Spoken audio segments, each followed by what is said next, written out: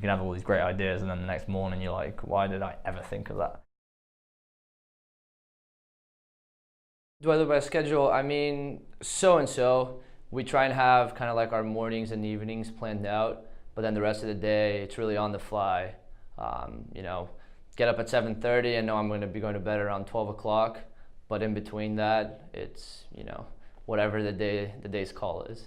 I think that it's important for me to kind of get some sort of routine in my day, but you know, the chaotic nature of you know, especially startups nowadays, I think everything is on the fly decisions, and kind of you have to be pretty flexible. So I try to keep some sort of routine where I said, you know, I wake up pretty early and I get to the gym and I try to, you know, balance my meals and eat a specific amount of meals and get a workout in. But in terms of a schedule, I wouldn't say that I do. I kind of take it as it goes throughout the day.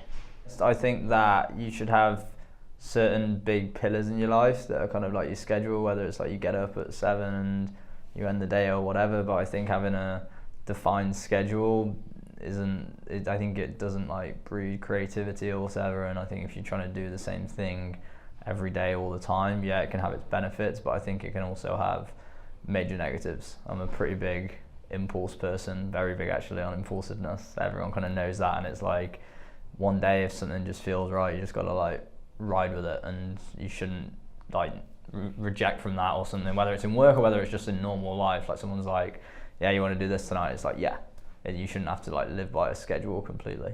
Absolutely. I mean, free time is really important for me. So I dedicate at least an hour a day to work out, and you know, in the evenings I like to take my time. So I'm around people all day, and I'm a guy that, you know, I like my quiet time and I need some peace of mind, whether it is to meditate or to go on a walk or something like that. I find it really important. It really depends on the day, but usually probably about 1 to 2 hours in the evenings. The rest of the time is spent either working or kind of getting ready, you know, cooking, doing different things like that. Definitely, like some of the biggest breakthroughs we've had, especially in business, is just through like one day. We won't even have planned a creativity meeting. I think they're complete BS, to be honest. We'll just be like talking, and then things just kind of go from there, and it's like, all right, let's act on this today.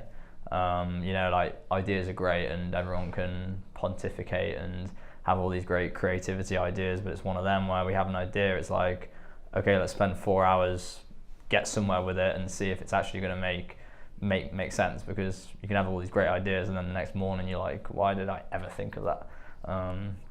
So that's really why we do it. We just act on that straight away and see if it works, and then if it doesn't, like, fair enough. It's 4 hours of your life that you've wasted. It's not a big deal.